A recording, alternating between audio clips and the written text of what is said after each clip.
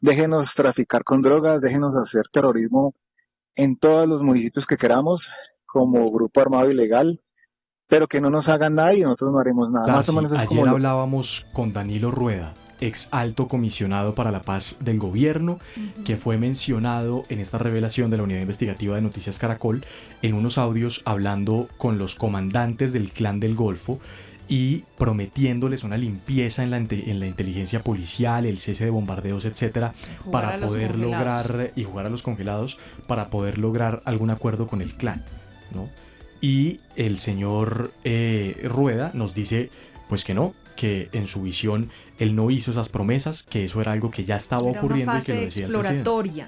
Una fase exploratoria. Donde se estaba hablando de algunas cosas, que había mucha desconfianza, entonces que se estaba tratando de establecer una línea de confianza y hablar como y ver qué era lo que ellos querían, pero que finalmente todas las decisiones que se tomaron, porque todo eso que él estaba prometiendo se terminó cumpliendo, que eso fue exclusivamente el presidente de la República. Y además la conclusión más importante de todo esto es que con los grupos con los que hubo esas concesiones, pues no se llegó a ningún puerto.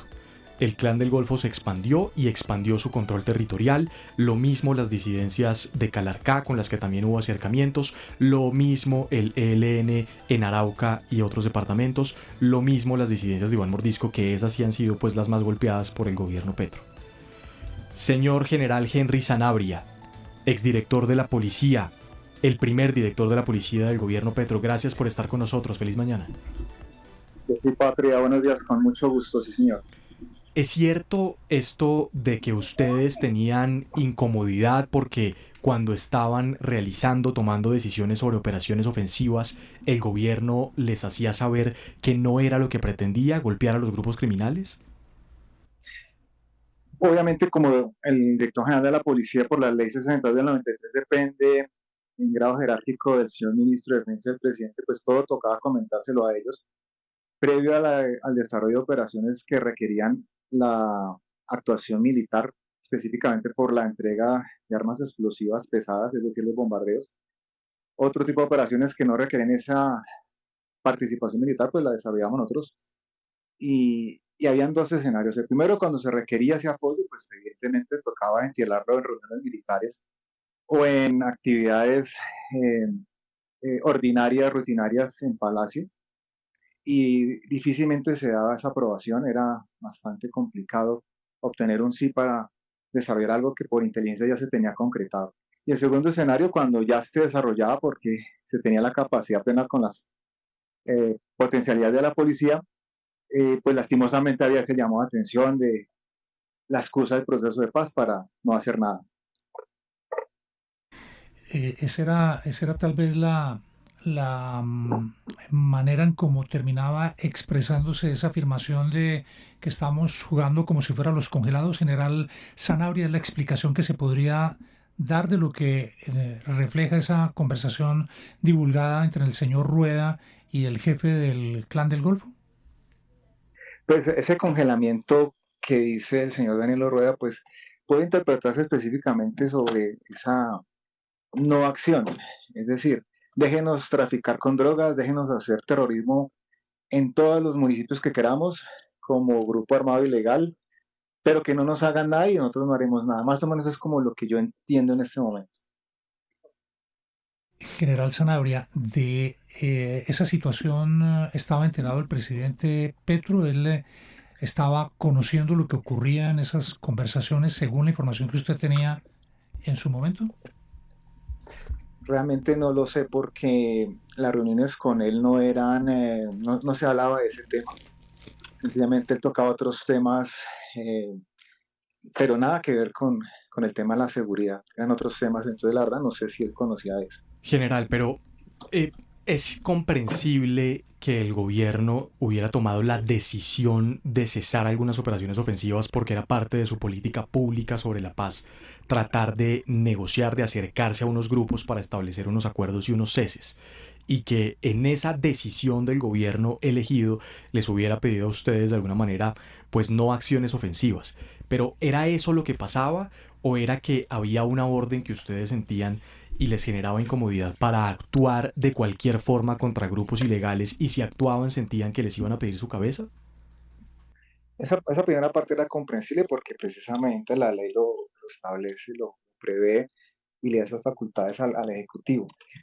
Pero ya cuando se trata de organizaciones de crimen social o de crimen eh, organizado distintos a los grupos armados, ya ahí el tema de proceso de paz no entra, pero el llamado era eso, no haga nada contra los grupos armados eh, porque estamos en proceso de paz, pero tampoco con los grupos delincuenciales porque todos están en proceso de paz y esa parte sí, obviamente no se acataba, teniendo en cuenta que no estaba cobijado por la ley de orden público.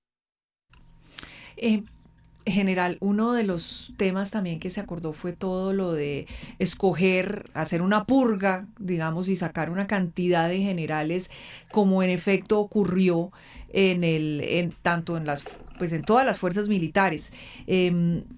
¿Usted en particular en algún momento, digamos, se sintió afectado o sintió a compañeros suyos afectados que de pronto le resultaban incómodos a todas esas estructuras criminales y que por eso los sacan de la carrera?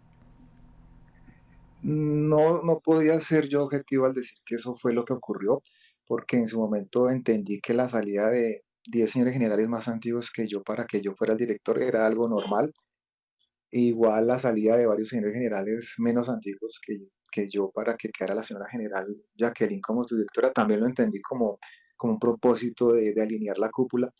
Pero con esto que sucedió gracias al trabajo profesional de Ricardo, pues entendemos que pudo haber algo ahí, porque efectivamente por lo menos habían dos señores mayores generales, expertos en inteligencia, honestos, probos, que le deben mucho precisamente a, a ellos se les debe el éxito en muchas operaciones contra grupos armados y salieron, lastimosamente. General, volviendo al tema de los congelados, que es tal vez una de las situaciones más graves que denuncia esa investigación, usted habla de que quedaba en el aire o en el ambiente que no se podían hacer operaciones que terminaran incomodando esa negociación que estaba adelantando el gobierno o esos contactos que estaba adelantando el gobierno con organizaciones criminales como el Clan del Golfo.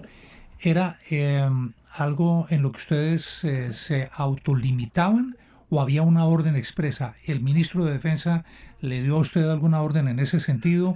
¿El presidente, alguien del gobierno dio alguna indicación que hiciera explícita esa situación?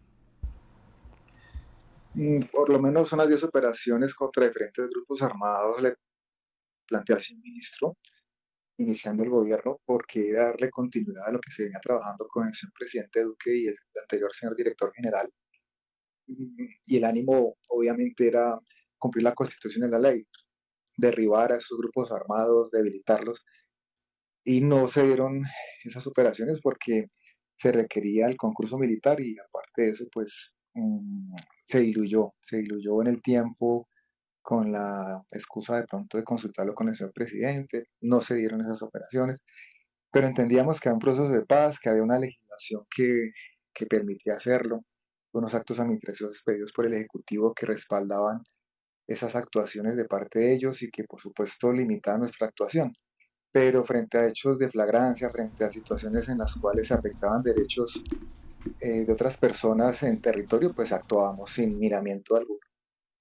General, es que me escribe una fuente diciéndome que a usted en un hecho en el que hubo un secuestro de 72 policías en Caquetá, el gobierno le dio la orden de que se refiriera a ese hecho no como un secuestro, sino como una retención o como un cerco humanitario, y que usted en alguna ocasión utilizó la palabra secuestro y eso causó una molestia tremenda en el gobierno. ¿Eso es cierto?